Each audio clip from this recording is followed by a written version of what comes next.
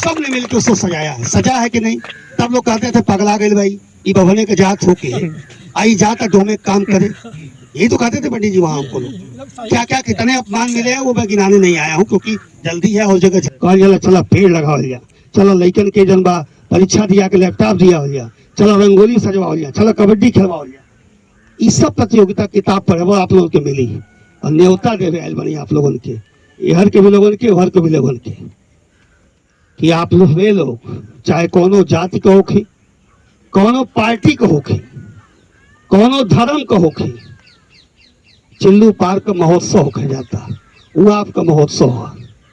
आप आई, आप सबके न्योता दे बैलवाणी 20, 21, 22 दिसंबर के वहाँ महोत्सव चली, चाहत के तीनों दिन आए, लेकिन ना आ पाई जहिया आपके लायक मन करे जरूर आ पाए। हर सब कुछ फाइनल वक्त कहिया काका कब कब हुई।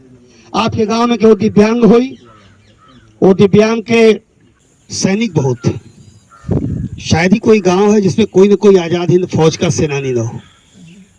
अब ये बात खटक गई मन को। मैंने एक सेनानी से पूछा, रवि राय जी फरसाड़, उनके पिताजी रामोद राय जी तब जीवित थे, उन्होंने बताया कि बहुत लोग इधर के सिंगापुर और थाईलैंड में नेताजी के आवाहन पर अपना घर द्वार दे दिए, जेवरात दे दिए, पत्नी के गहने दे दिए, सब जमीन जायदाद दे दिए और सब कुछ सौंप करके शहीद भी हो गए और फिर आजाद भारत हुआ तो घर चले आए। तो लगा कि जहां इतने सारे नेताजी सुभाष चंद्र बोस के साथी हों तो नेताजी की मूर्ति क्यों नहीं है, और ये बहुत पहले हो जानी चाहिए। और तब मन किया कि मैं प्रेस क्लब का उस समय अध्यक्ष हो चुका था, हमने कहा मैं बड़हलगंज में अपने मित्रों के और नेताजी के साथियों से परिवार से मिलकर, जिसके इतने साथी इस गांव में हो वो देश को आजाद कराए हैं, उसके भारत के पहले प्रधानमंत्री एक तरह से नेताजी सुभाष चंद्र बोस थे ही, गलत पढ़ाया गया हमें। नेताजी सुभाष चंद्र बोस ही पहले प्रधानमंत्री थे जब उन्होंने अंडमान निकोबार को आजाद करा करके और वहां तिरंगा फहरा दिया था, आजाद करा लिया था भारत को एक हिस्से को। उनकी प्रतिमा हम लोगों ने लगवाई, भारत के गृह मंत्री आए, आप लोगों को पता है पहली बार कोई गृह मंत्री आजादी के बाद गोरखपुर में आया था, वो भी एक साधारण से पत्रकार के बुलावे पर। फिर अचानक मन गया और लगा कि हमारी अंतिम जगह है श्मशान, हमारे बाप दादा पूर्वज वहां गए हैं, हमको भी एक दिन जाना है। 100-200 साल, 100 साल, 105 साल या 10 साल यही कोई जिएगा और कितना जिएगा, सभी को जाना है वहीं पे। तो जो हमारी अंतिम जगह है जहाँ रहते हैं उसको तो सजाते हैं, और जहाँ जाना है वो जगह इतनी खराब क्यों है। लोगों को समझाना शुरू किया, चलो भाई इसको मिलकर सजाया जाए। वहाँ कोई शहीद की चिता जली होगी, कोई आजाद हिंद फौज सेनानी की चिता जली होगी, वहाँ किसी विद्वान की चिता जली होगी, किसी समाजसेवी की चिता जली होगी, और किसी की नहीं जली हो तो हमारे पूर्वज की तो जली ही है। तो वो जगह ठीक होनी चाहिए। मुझे खुशी है कि जैसे आज मैं आपके बीच में आया हूँ, ऐसे ही मैं तब घर घर जा रहा था, ज्यादा मेहनत करनी पड़ी, लेकिन मैं समझाने में कामयाब रहा कि वो हम सब की अंतिम जगह है।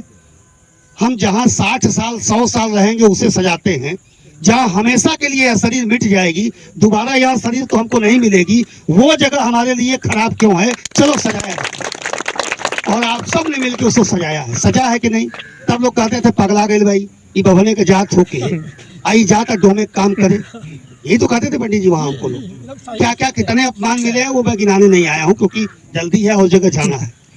ठीक ऐसे ही, और जब वो बन रहा था अब तो मैं राजनीति में भी नहीं था, अब तो मैं भाजपाई हूँ, बसपाई हूँ, सपाई हूँ, कांग्रेसी हूँ, मेरे पे ठप्पा लग गया। लेकिन तब तो मैं केवल राजेश था।